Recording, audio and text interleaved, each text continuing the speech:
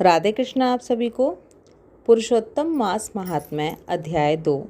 सूत जी बोले, राजा परीक्षित के पूछने पर भगवान शुक द्वारा कथित परम पुण्यप्रद श्रीमद् भागवत सुखदेव जी के प्रसाद से सुनकर और अनंतर राजा का मोक्ष भी देखकर अब यहाँ यज्ञ करने को उद्यत ब्राह्मणों को देखने के लिए मैं आया हूँ और यहाँ यज्ञ में दीक्षा लिए हुए ब्राह्मणों का दर्शन कर मैं कृतार्थ हुआ।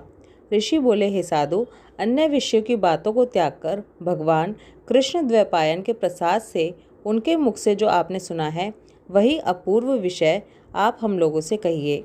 हे महाभाग, संसार में जिससे परे कोई सार नहीं है, ऐसी मन को प्रसन्न करने वाली और जो सुधा से भी अधिकतर हितकर है, ऐसी पुण्य कथा हम लोगों को सुनाइए।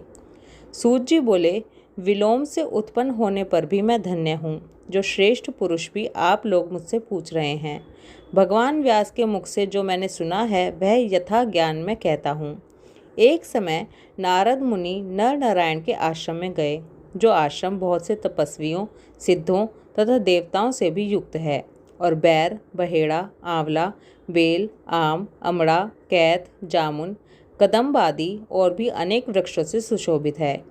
भगवान विष्णु के चरणों से निकली हुई पवित्र गंगा और अलकनंदा भी जहाँ बह रही है, ऐसे नर नारायण के स्थान में श्री नारद मुनि ने जाकर उन पर ब्रह्म नारायण को, जिनका मन सदा चिंतन में लगा रहता है, जिसके जितेंद्रिय काम, क्रोध आदि 6 शत्रुओं को जीते हुए हैं, अत्यंत प्रभा जिनके शरीर से चमक रही है, ऐसे देवताओं के भी देव तपस्वी नारायण को साष्टांग दंडवत प्रणाम कर और हाथ जोड़कर नारद मुनि व्यापक प्रभु की स्तुति करने लगे। नारद जी बोले, हे देवदेव, हे जगन्नाथ, हे कृपा सागर सतपति, आप सत्यव्रत हो, त्रिसत्य हो, सत्य आत्मा हो और सत्य संभव हो। हे सत्ययोने, आपको नमस्कार है। मैं आपकी शरण में आया हूँ। आपका जो तप है वह संपूर्ण प्राणियों की शिक्षा के लिए और मर्यादा की स्थापना के लिए है। यदि आप तपस्या ना करें तो जैसे कलयुग में एक के पाप करने से सारी पृथ्वी डूबती है, वैसे ही एक के पुण्य करने से सारी पृथ्वी तरती है। इसमें तनिक भी संशय नहीं है। पहले सतयुग आदि में जैसे एक पाप करता था तो सभी पापी हो जाते थे, ऐसी स्थिति हटाकर कलयुग में केवल कर्ता ही पापों से लिप्त होता है। यह आपके तप की स्थिति है। हे भगवान, कली में जितने प्राणी हैं सब विषयों में आसक्त हैं। स्त्री पुत्र ग्रह में लगा है, चित्त जिनका ऐसे प्राणियों का हित करने वाला जो है और मेरा भी थोड़ा कल्याण हो, ऐसा विषय विचार कर केवल आप ही कहने के योग्य हैं। वही आपके मुख से सुनने की इच्छा से मैं ब्रह्मलोक से यहाँ आया हूँ। आप ही उपकार प्रिय विष्णु हैं, ऐसा वेदों में निश्चित है। इसलिए लोक उपकार के लिए कथा का सार इस समय आप सुनाइए, जिसके सुनने से निर्भय मोक्ष पद को प्राप्त करते हैं। इस प्रकार नारद जी का वचन सुन भगवान ऋषि आनंद से खिलखिला उठे और भुवन को पवित्र करने वाली पुण्य कथा आरंभ की। श्री नारायण बोले, हे नारद, गोपों की स्त्रियों के मुख कमल के भ्रमर, रास के ईश्वर, रसिकों के आभरण, वृंदावन बिहारी, व्रज के पति आदि पुरुष भगवान की पुण्य कथा को कहता हूँ, जो निमेष मात्र समय में जगत को उत्पन्न करने वाले हैं। उनके कर्मों को हे वत्स इस पृथ्वी पर कौन वर्णन कर सकता है। हे नारद मुनि, आप भी भगवान के चरित्र का सरस सार जानते हैं और ये भी जानते हैं कि भगवत चरित्र वाणी द्वारा नहीं कहा जा सकता। इसलिए अद्भुत पुरुषोत्तम महात्म्य आदर से कहते हैं। यह पुरुषोत्तम महात्म्य दरिद्रता और वैधव्य को नाश करने वाला, यश का दाता और सत्पुत्र और मोक्ष को देने वाला है। शीघ्र ही इसका प्रयोग करना चाहिए। नारद मुनि बोले, हे मुने, पुरुषोत्तम नामक कौन देवता हैं, उनका महात्म्य क्या है? यह अद्भुत सा प्रतीत होता है, आप मुझसे विस्तार पूर्वक कहिए। सूत जी बोले, श्री नारद का वचन सुन नारायण क्षण मात्र पुरुषोत्तम में अच्छी तरह मन लगाकर बोले।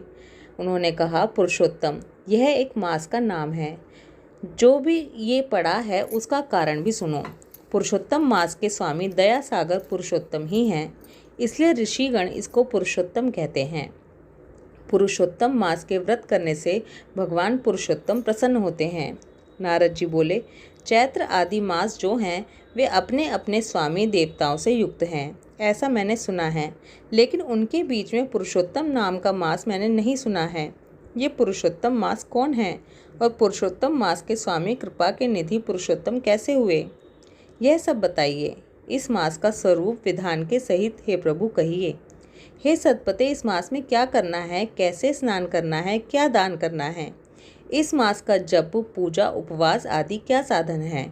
इस मास के विधान से कौन देवता प्रसन्न होते हैं और क्या फल देते हैं? इसके अलावा और जो कुछ भी हो वो भी बताइए। साधु दीनों के ऊपर कृपा करने वाले होते हैं। वो बिना पूछे कृपा करके सत उपदेश दिया करते हैं।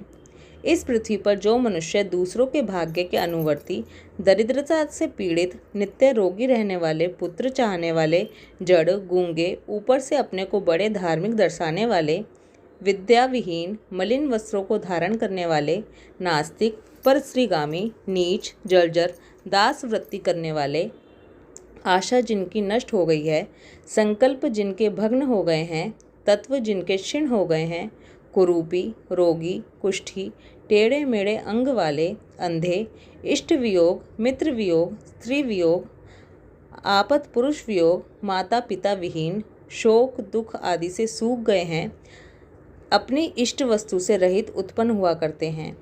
किस अनुष्ठान के करने और सुनने से पुनः उत्पन्न ना हो हे प्रभु, ऐसा प्रयोग हमको सुनाइए।